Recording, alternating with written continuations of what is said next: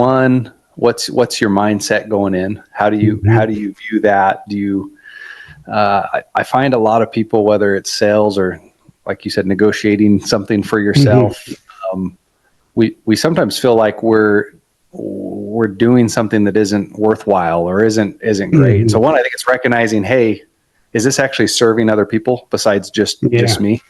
And if you do have something that can serve somebody else, whether it's a product or service, whether it's negotiating for a contract, I think you have a moral obligation if it's going to serve them as well as you. Like, you have an obligation to actually sell that person. And then secondarily, I think too often people view sales as, I just need to list all the amazing features about what I'm selling. Or so I tell you everything great about what I have. Welcome to the Yacht Captain Investor Podcast. I'm your host, Scott Kidd, where every week we dive deep into conversations with real estate pros, business owners, and maritime professionals about their mindset and journey to success. Please help support us on our journey and our channel by liking, subscribing, and commenting below so we can help you in your journey to success. How you doing today? Scott Kidd of the Yacht Captain Investor Podcast. I have Drew Norton here. He specializes in leadership and sales training. How you doing today? Hey, Scott. It's great to be with you. I'm doing awesome. Well, appreciate you being here. And for the one or two people that don't know who you are, give them a brief intro to the world famous Drew Norton. Yeah. I go by the Everyday Sales Leader. At least that's my branding. And I'm a co-host of the Everyday Leader podcast. I spent over a decade leading, building, training salespeople, and now I coach business owners and sales teams around sales and leadership training. And so, really enjoy that. Really love that. I've loved having a career in sales, and realized I loved even more teaching people. And I think my favorite thing from my time leading teams was probably taking the people I was working with and see them going from, maybe making minimum wage to making six figures. And so, yeah, I believe sales is life, and that it's actually a type of leadership, being able to sell. There's a relationship between those two things. Yeah, definitely is. I know, my background as a captain for the most part is operations. So I don't really have a sales background. So I found the whole psychology of the whole sales and everything kind of really interesting, because it has helped me also with just running teams and stuff like that on the boats and stuff, because everyone has a different way. So you have to kind of treat everybody a little bit different. So it's all a relationship game. So, to build those relationships, you have to find that way with that person. And what are some of the things that you use in your training and stuff to guide people, along that path? Yeah, I love that you use the word guide too, because I think, just to kind of step back and I'll go into that question. I used to, despite being in sales as long as I've been, I used to kind of hide from that. Like, if people asked what I did, it was any title but a sales person or a sales leader. I kind of viewed, and I think a lot of people do, I think a lot of people feel the way I used to, that sales is kind of viewed with, like, as a 4-letter word, and that you're a used car salesman if you're selling things, and which I feel bad for people that sell cars, because I actually love my used car salesman. And so, yeah, I think it starts with, one, helping people see that, like, selling is really just guiding others to discover things, that discover they need to make changes in their life. And I've found you can't improve in sales and not be a better spouse or a better parent or a better leader, a better friend. Like, the better you get at communicating with people, which really is what sales is, I found it just improves all areas of your life. Yeah, I would agree, because, the main thing, because sales does get a bad rap, with a lot of things, like, especially there's always been in the yacht business, there's always a big animosity between the yacht brokers and the yacht captains, because there's always a big power struggle there. They some of them can be notorious for selling their family down the road for a nickel, because it's a straight commission deal. So it kind of breeds that ultra uber competition kind of thing. And then we usually are the ones that have to execute to help the sale go through. And then usually what ends up happening, if we're really good at our job, we work ourselves out of the job because the boat gets sold, and we kind of work ourselves out of a job. So Yeah. unless you're good at sales and negotiating with the person you work for, and you get some kind of payout at the end, or you negotiate that and or moving along with the boat again. So it's all really comes down to negotiation and communication, and what would you say would be something that would be helpful, say, in a situation like that, like if you were training someone that needed to negotiate their next contract? Yeah, great question. I think a couple things. One, what's your mindset going in? How do you view that? Do you? I find a lot of people, whether it's sales or, like you said, negotiating something for yourself. We sometimes feel like we're doing something that isn't worthwhile or isn't great. And so one, I think it's recognizing, hey, is this actually serving other people besides just me? And if you do have something that can serve somebody else, whether it's a product or service, whether it's negotiating for a contract, I think you have a moral obligation if it's going to serve them as well as you. Like, you have an obligation to actually sell that person. And then secondarily, I think too often people view sales as, I just need to list all the amazing features about what I'm selling. Or so I tell you everything great about what I have, or if you're negotiating for yourself, everything great about me. And I think you're missing the mark when you go that way. And new salespeople tend to do that. They tell you everything that's great. Whereas, when someone is good at sales or experienced at sales, and maybe you've been through this, Scott, but there's times where I've went and worked with a salesperson and I didn't feel like I got sold. I felt like, making the decision. That's when you automatically buy it. Right. Yeah. So I think the way that happens and the way there isn't resistance created is, one, is the salesperson good at helping you feel free, helping you, like, and so sometimes it's just showing up, and when at the start of the conversation being clear on, hey, this is what we're looking to do today. If that means purchase, hey, that might be part of the conversation, or sometimes, and raising capital, it's like sometimes that first conversation isn't even about deciding to do anything today. It's like, are we going to have another conversation? It's just letting people know, hey, this is where we plan on going. And then a good salesperson gets really curious, and they ask a lot of questions, not to interrogate you, but to understand your situation. And then maybe even ask questions to help you understand things you haven't thought through about yourself or your situation, or what you actually need. And so questions, I think, are the biggest part. If you can get into asking great questions, then you don't have to just list all your features. It can be, now I understand what you need. And hey, if it would be helpful, could I show you something that could solve that? Yeah. So it's providing a solution.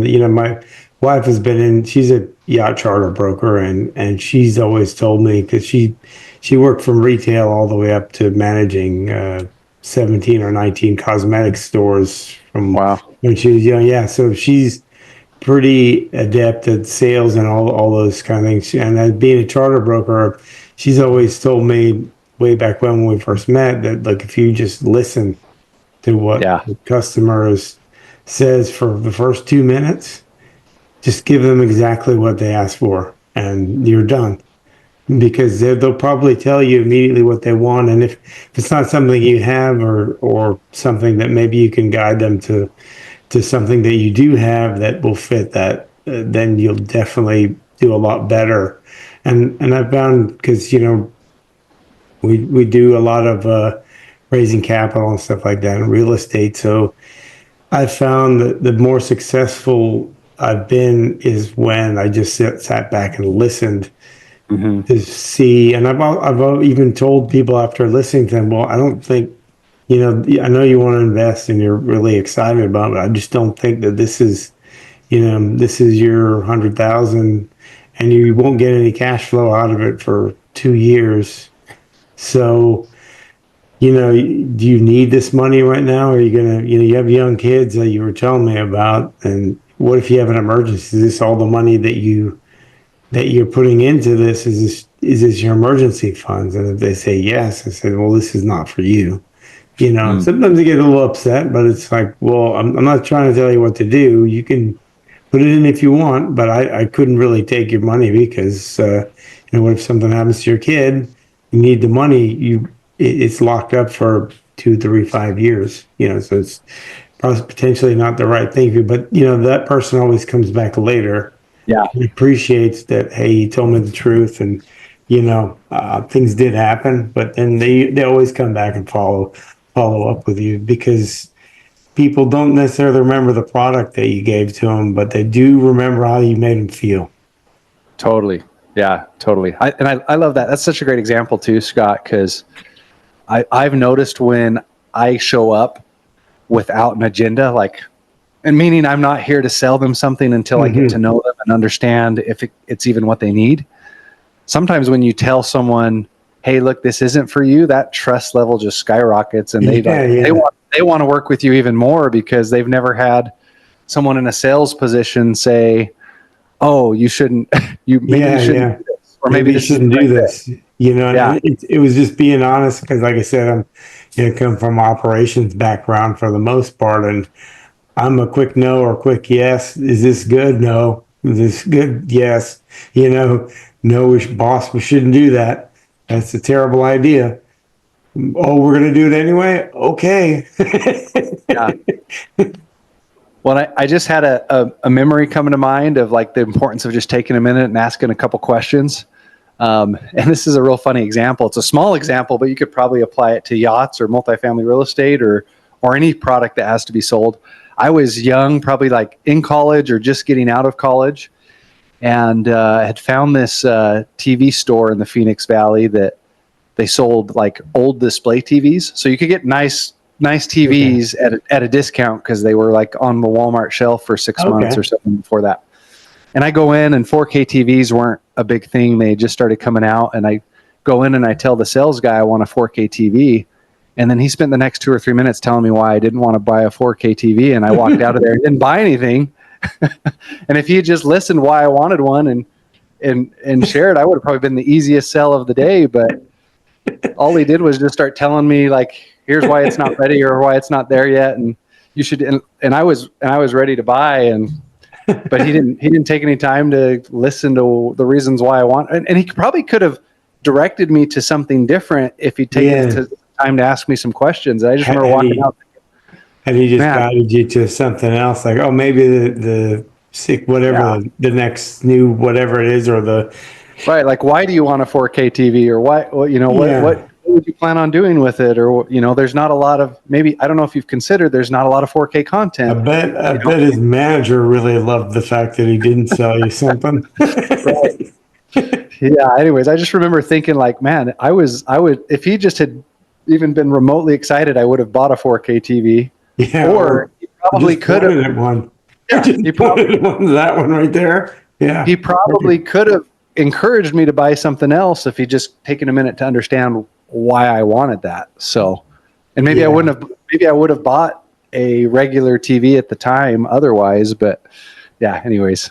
Yeah. No, that's a prime example of just not listening, and there's because we have our meetups we do in Florida, and I collaborate with another group like-minded that our main thing is no soliciting, no deals, because we just try to network with each other, try to help each other, connect and try to see what we can do for each other. And then, there's been a few times where we've had to pull people aside and say, because they immediately come in, barely even introduce themselves, and then, or if they did at all, and just immediately start spewing out the deal that they have.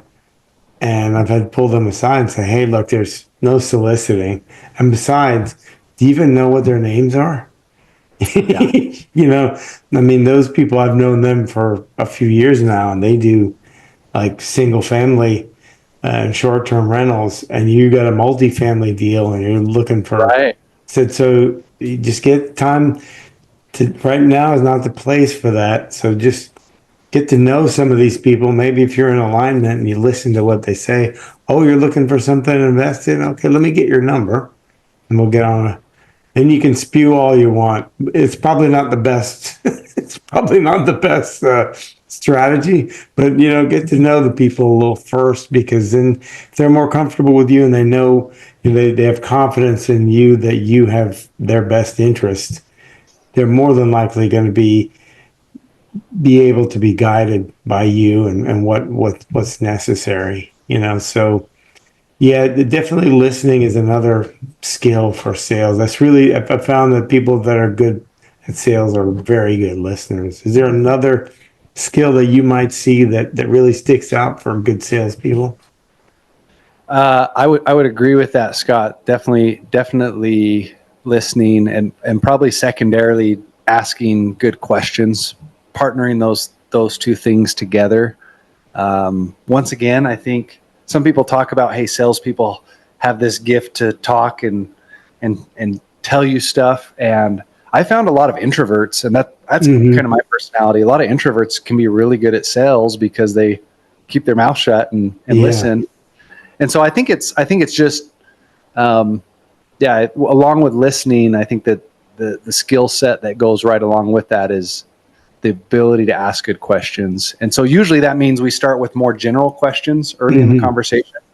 So questions that are what, questions that are how, questions that are very open-ended, so people can kind of talk. And then you can narrow those questions down and get more specific. Hey, it sounds like you're telling me this. Is that what you mean? Would it be important for you to achieve that? And so starting with more open-ended questions, and as you go through the conversation, then you can get a little bit more specific. So you kind of just drill down to the specifics by asking first open-ended questions, and then down to like giving them a couple of different choices. 'Cause we do that on the boats a lot too. Like, when you don't ever ask an open-ended question like, "What do you want to do today?" That's you get everything. Like, you want to ask, like, for instance, what time would you like dinner, at 7 or 7:30? Yeah. Or 8 or 8:30. And then they'll usually say, no, we want it at 9. So then that way you're guiding them to making the decision at that time, rather than, what time do you want dinner? Then they'll just go, oh, we're not ready yet. And then everything's off, because then the chef can't cook. Stewardess doesn't know what to, when to put everything out. And then it just kind of throws the whole process off. But it's little things like that I've noticed that people that are good at sales, they ask those qualifying questions. They're not necessarily leading questions, but they kind of qualify what the next set of one. Okay, do you want this interior? Do you want, is it going to be a red or a leather or this, But as far as like leadership and sales, how do you segment out like the people that are because there's great salespeople and then there's great sales leaders. Like, how do you pull them out of the group and see, like, okay, this person's going to be able to guide not only his customers, but his clients, but the sales team? Yeah, and I'll probably answer that question by going the opposite route first. Who aren't good sales leaders? And the reason I say that is sometimes what I've seen, at least in sales, on sales teams and sales organizations, or the sales part of companies, is often it ends up being the person who sells the most that gets promoted to being the leader. Yeah. And I have a little bit of a hard time with that. One, I think a leader should be able to sell and should be able to show and teach others how to do it. And so I think your ability to sell would be, especially if you're a leader over salespeople, would be important. But just because I'm the best salesperson doesn't mean I'm the best leader. Yeah, may not be, the skills may not transfer to leading the sales team. Okay. Right. And so although I do believe selling, the better you are at sales, the better you can be as a leader. I think there are some different attributes that come with leadership. Am I able to, one, am I able to give people a vision big enough for them, or do I have a vision that their vision can fit within, on the team? And then am I effective at communicating? Do I lead people or do I micromanage them? There's a big difference between those as well. So it's like, you want to lead people, you want to manage your systems and processes. And so the best salesperson isn't always the best sales leader. And it can be, though. It doesn't necessarily aren't. It's not an either or. It can be. I mean, I would agree with that because, a lot of times especially in like a hyper competitive sales environment, it may be fairly cutthroat, and the best guy may not be the best people person, right, to guide everyone and show everyone and be able to set goals for people and set targets and set up strategies for the team being better. They might still just be on that thought process. Well, I still got to win this and get the most, and still not really guiding the team. So I could see where that could be kind of an issue. Because I had a friend a while back. He told me that they were looking at. It was kind of like a military operation where they were looking at, people that would go into like, I don't want to say maybe covert ops and stuff like that, where they could blend in and stuff like that. They never took the lowest person and they never took the top person. They took the person in the middle that had all the other ancillary skills. Because the person that did well on the test, they're going to excel and they're going to stick out because they're always going to want to be number one. Whereas the person in the middle was able to guide everyone and kind of get in and fill in and just blend in with everyone and also be able to guide everybody else around them. So that kind of makes sense, whereas the top person may not always be. The bottom salesperson might be the best people person. He just might not be that good at sales. Might be their skill set might be, more people, engaging to where they can get people to hit those goals and do those, hit those targets and everything else. But you never know. I mean, it takes a unique person to be a leader in general, and it takes a lot of work. It's not. I don't think there's really anyone that's a natural born anything. Even though you take some of the extreme athletes, even though like a Michael Jordan, he's obviously a great basketball player, but I don't think anybody outworked him. Right. There was that story of him the day after he won the 6th championship. He was in the gym at like 5:00 in the morning or something like that. Yeah. A rookie came in at 6 and he goes, What are you doing here, Mr. Jordan? He goes, well, I just got one question for you. Why are you late? And I love that you brought the sports analogy too, because I mean, kind of going back to the top performer, you look at some of the great coaches, they're not always, they weren't always the great athletes. And so you don't have to be the top performer to be a great leader. I think you want to be a performer of some sort, and you've got to be skilled. And to me, the leader is just somebody that, hey, I love people and I love helping them get better. And I love to see how I can show them how to get better. And at the same time, I can hold people to a standard. I'm not afraid to make decisions that aren't easy, if it's for the betterment of the team or the organization. Making those hard decisions a lot of times are what sets you apart from the other leaders, and that's also the toughest, can be the toughest part of the job. A lot of times it doesn't make you very popular, but you're not there to be popular. You're there to make those calls and make those decisions. I know I've been there as a captain many times that I might not necessarily have won anyone over because I made that decision. We had to keep going, but later on, some of the guys, they say, okay, I see why you did that, because we just had to just grind it out. We couldn't stop. Right. That kind of thing wasn't.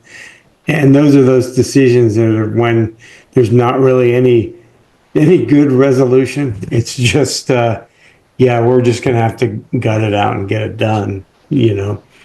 Yeah. And I think people want to follow people who are decisive. So want people that can make a decision quickly and move forward. Doesn't mean they're always going to make the right one, but they'll make a decision to move forward. That there may be times where there's still going to be a pivot afterwards. Yeah. But who wants to follow somebody that when something's going on, they're like, well, I don't know what we should do. Yeah. Or they make a decision, then 10 minutes later they decide to do something else, and you got to go in a different direction. That's very indecisive and very inconclusive. No one starts to lose confidence in what we're actually doing here, because it starts to get, a little muddy and start to get into those gray areas. Whereas, good and great leaders make that decision. They stick by it, right or wrong, and then they accept the consequences from the action. I would even say a good leader is often consistent, or maybe even, and this will probably sound funny at first, but predictable. Like, someone who isn't a good leader, you have no idea how they're going to respond in a tough situation. But a great leader, you kind of expect them, hey, I'm going to respond the right way. I'm going to make a quick decision. I'm going to do what's best for the organization. Where someone who isn't a great leader, you don't know what you're going to get every day. Again, and I would say all that stuff comes from doing the reps.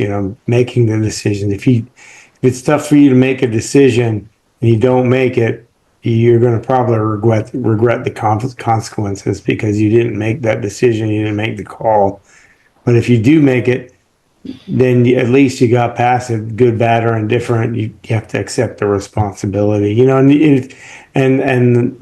a great leader will go after it's over and go, hey guys, probably wasn't the right call, but we had to make a call. Things got messed up. We won't do that again. And that's, and then it's done. You just pick up the pieces and move on. You lick your wounds, you get back up, dust yourself off, and keep going. It's one of those qualities that really takes time. Good and great leadership takes a long time to build. Same with sales training and anything else. You have to do the reps, but that comes making those decisions and doing the reps. There's no easy way around it.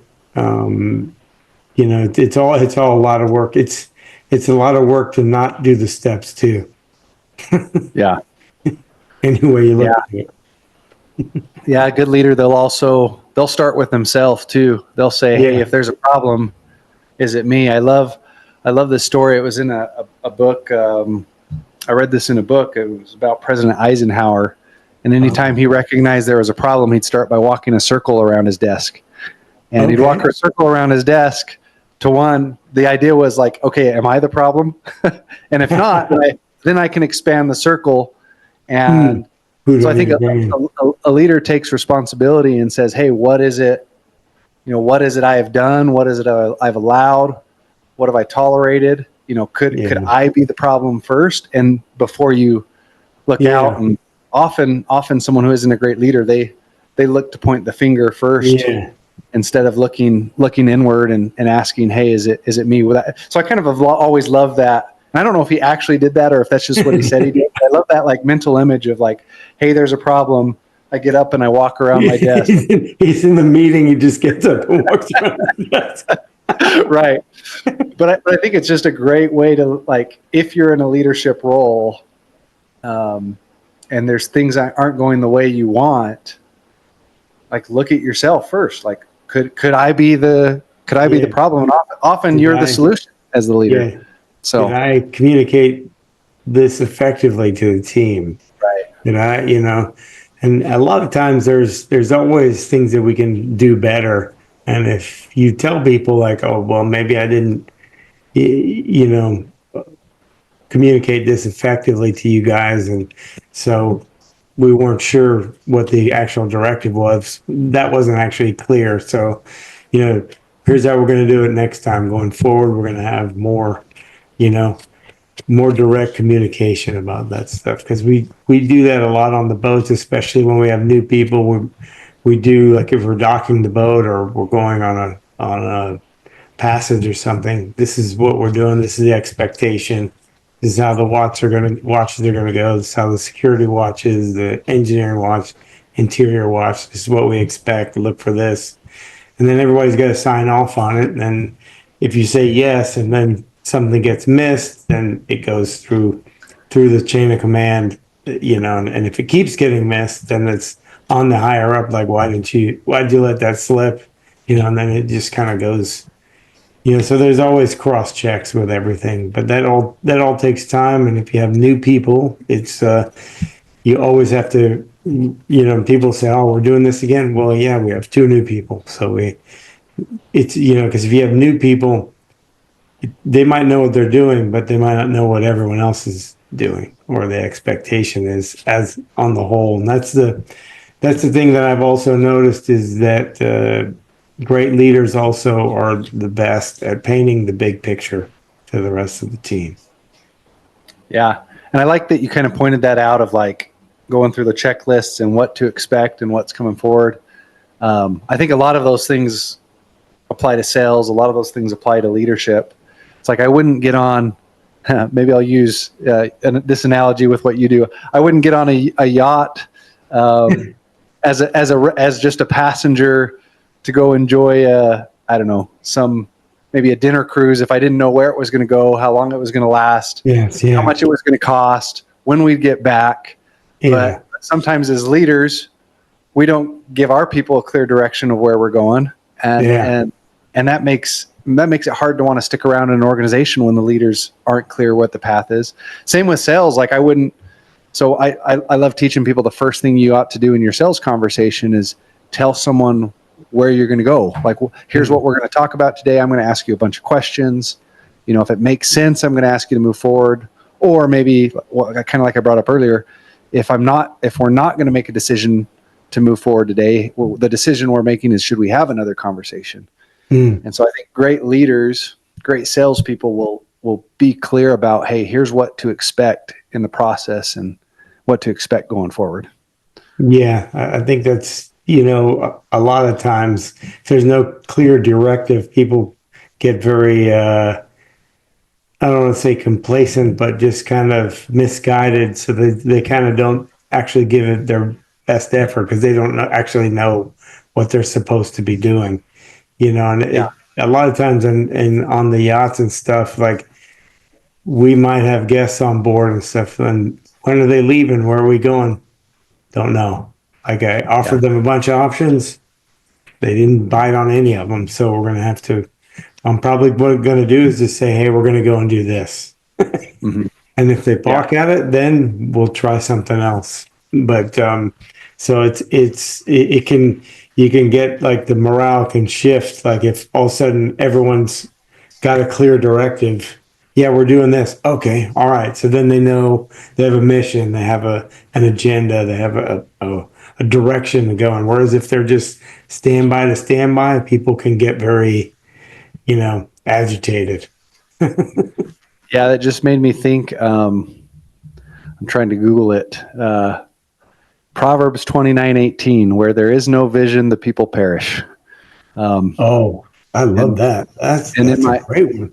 And in my Bible, I actually drew a little drawing of some waves and a boat, and then a little just island with a tree, because it's like if you're out in the ocean, once again, using the boat and the yacht analogy, and you can't see land, and you don't have a map, you don't have a GPS, like what would you do? You would that idea that, hey, if you don't have a clear goal, a clear vision, people perish. And it's like, hey, if you were stuck in a rowboat with a couple of oars, you'd probably row all day if you could see an island or see land in the distance. Yeah. But if you can't see anything, where would you go?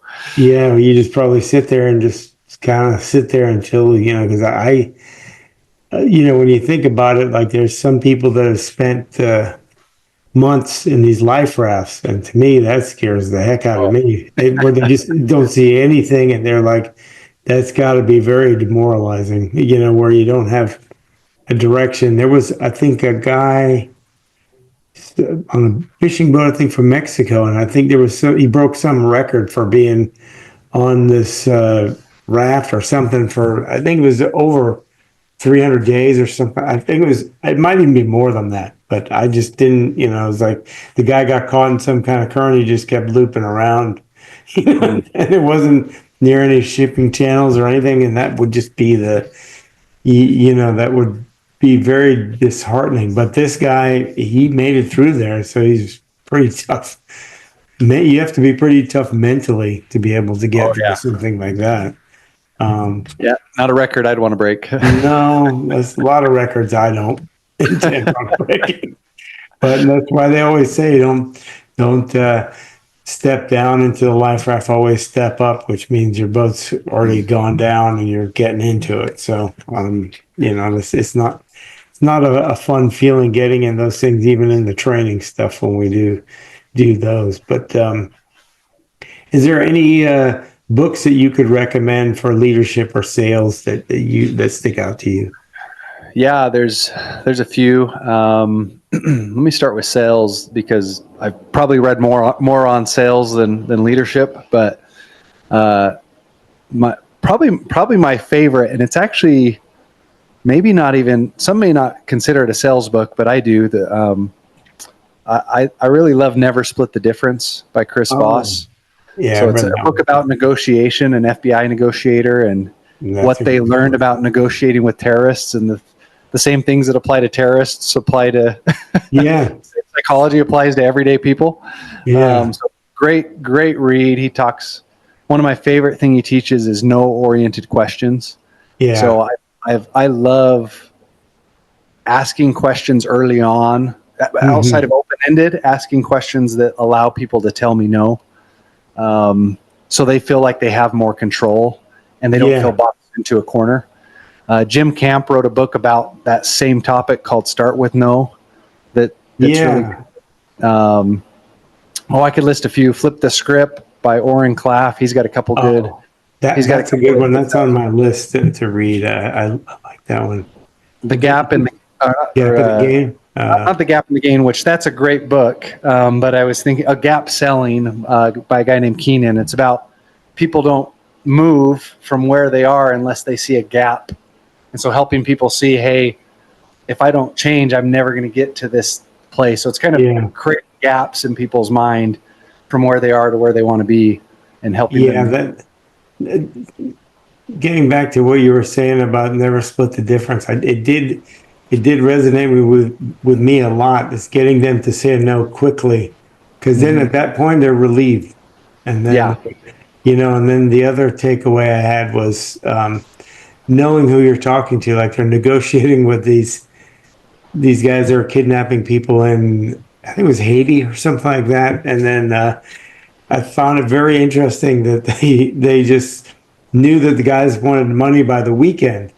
So just inch them down. They'd start with like $100,000 a person. They'd get them down to like $2,000 or whatever by the Thursday, because they wanted to just cut a deal, and they had no interest really in harming the people or doing anything. They just wanted the money. They treated it like a job for them or what have you. And I was like, that was, it was just one of those things to know your customer, know your client, know the people you're talking to, so you can get, that's why you listen first, and then get them to that no first, and then it's kind of a little bit easier there. Yeah. As far as leadership goes, one I enjoyed that I read this last year. Oh, what's the name of it? The Score Takes Care of Itself. Bill Walsh, the coach for the 49ers. Oh, wow. It's a really good one. A lot of good lessons of how he built the dynasty in San Francisco, and holding people to standards, and a lot of lessons around there. I love.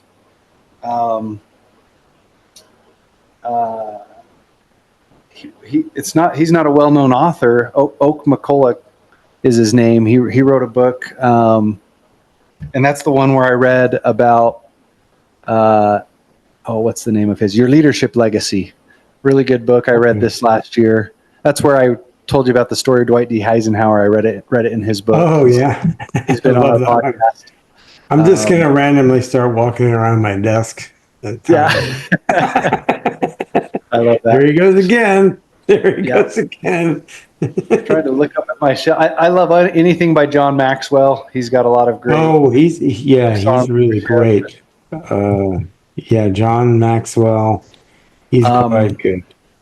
I don't know if this is considered a leadership book, but I love Buy Back Your Time by Dan Martell. If you're leading an organization, it makes you just think different about how you spend your time. And I think as a leader, often we work to make more money and end up filling up our time rather than, if you think about that in that way, how to save your team time and stuff as well, that kind of gives you better operational efficiencies and stuff like that. That is really helpful. Yeah, it talks a lot in that book about making sure that things that you're doing either make you more or light you up. And I just love that concept. If I'm spending time on a low-level task, maybe this is something I can outsource, that I can delegate, or maybe even just get rid of completely. And I think a lot of times new business owners struggle with delegation. And so I think it can help you open up your mind to how to delegate and hire things out. So I was speaking to someone last week, and we agreed with this is when we were younger days, when we were taught when we were younger. My parents had their own businesses and stuff, and the old school kind of thing was that you're supposed to be able to do it better than everyone else, take it all on yourself or whatever. But when you think about it, though, it's like all these other companies, the IBMs, the McDonnell Douglas, all that, they weren't doing it all on their own. Right. Yeah. But and then he said to me, he's like, well, if I'm not doing it, then I'm afraid people will say that, well, he didn't do it on his own. He had all these other guys. It's like, well, Bill Gates had Microsoft. He wasn't the one doing all the programming, nor was Steve Jobs, nor was Elon Musk or any of those guys. They weren't. Right. They weren't doing it on their own. They knew how to get people in the right seat and optimize by delegating. So, I think that's kind of a misnomer or misleading. That we're supposed to be able to do it all on our own, especially as men. Anyway, we think we can do everything, and it becomes a macho thing at a certain point. We got no, I can do it, and then the grind becomes like our the legend status of such a hard worker or whatever. When you could have just delegated it and probably lived a much better life. Yeah. Just one other book you reminded me of is Who Not How by Benjamin Hardy. So I mean, it's instead of asking how do I do this, it's okay, who do I find? Who do I need? And I think great leaders do that. Yeah, I think those are. Yeah, actually, I had the pleasure of having him on the podcast. Actually, that comes out this Saturday. Cool. This Saturday, because his book is coming out this week. We talked about that. Yeah, scaling. Science of scaling. Yeah. Scaling. Yeah. No, it's really good. It is. It's just something that's his books are very simplistic and very simple in nature, but a lot of times we skip over and make things a lot more complicated than we need to make them. And if you just drill down to simple, you get to the solution a lot faster. The path is clearer and everything else. But it's funny because I actually had one of my clients text me this morning that I've been coaching his business, and small entrepreneur, small business, and his text started to me this morning. Geez, bro, bringing someone in to help was the move. I'm almost ahead now. He's felt like he's behind for weeks and in his business and what he's doing, and he found somebody that took a bunch of stuff off his plate, and we were texting about that today. He's like, I'm going to have to give him more to do. We're getting caught up on things. I haven't been caught up on things in months. So, when I first hired an assistant for, it's funny because on the boats, as the boats have gotten bigger and I've gotten better at delegating and getting people. And I found that if I get involved more with the day-to-day operations, things suffer because I'm not doing what I'm supposed to be doing is the big picture. Right. But yet in my own this small little real estate business or whatever, I'm like trying to do it all. And then like I finally was able to find a great assistant, and like stuff I was struggling with for weeks, trying to get done, give it to her. 2 hours. What else you got? Right. And I was like, oh, I'm going to run out of stuff. And I was like, no, I'm not. I remember my partner and I own a little bit of real estate, about 20 doors or so. And when we hired our first assistant, me and my partner, I remember my partner one, he was like, oh, it's not a lot. We could do it ourselves, just save the money. We hired somebody. It was like, I remember a week or two later, she'd knocked out everything we'd given her. And he's like, why didn't we do this?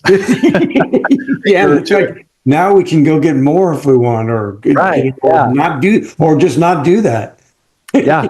It pays for her, And she loves to do the stuff we hate doing. Yeah. So like, yeah. And I always found those things strange. Like who likes to, who likes doing this? Like some people do, doing a lot of those things. But yeah, this has been really great, and I really appreciate you coming on here. How can people find you and find out more about you, with your sales and leadership programs?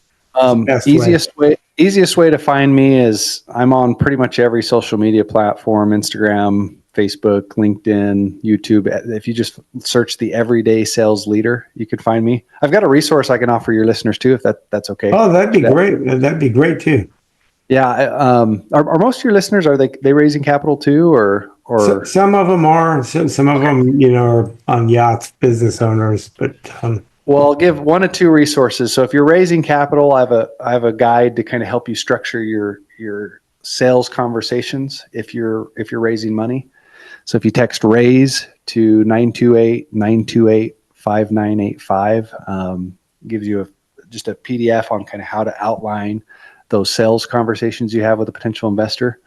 Or if you're just in sales and you want some sales help, if you just text sales to that same number, sales 928-928-5985, that's kind of a guide on how to, it's a questionnaire to help you think about, I call it your sales archetype, but think through, okay, how do I view myself when I go sell? What might be my natural strengths? Am I more of a servant guide? Servant leader? Am I a guide? Am I a challenger to maybe help you align with some of your natural strengths? And I found sometimes if you can just think about the way you're showing up a little bit different, that can help a lot in your conversations. So, but yeah, those two resources, or find me on social media. Well, I appreciate that, because we'll definitely put those in the show notes. And really thank you for being here. And been a lot of great information and content on sales and leadership. I really appreciate you coming. This is I'm Scott Kidd, the Yacht Captain Investor. If you like to find out more about us, please like, subscribe, and comment, and share this with your friends, because there's definitely a lot of great sales and insights from Drew here.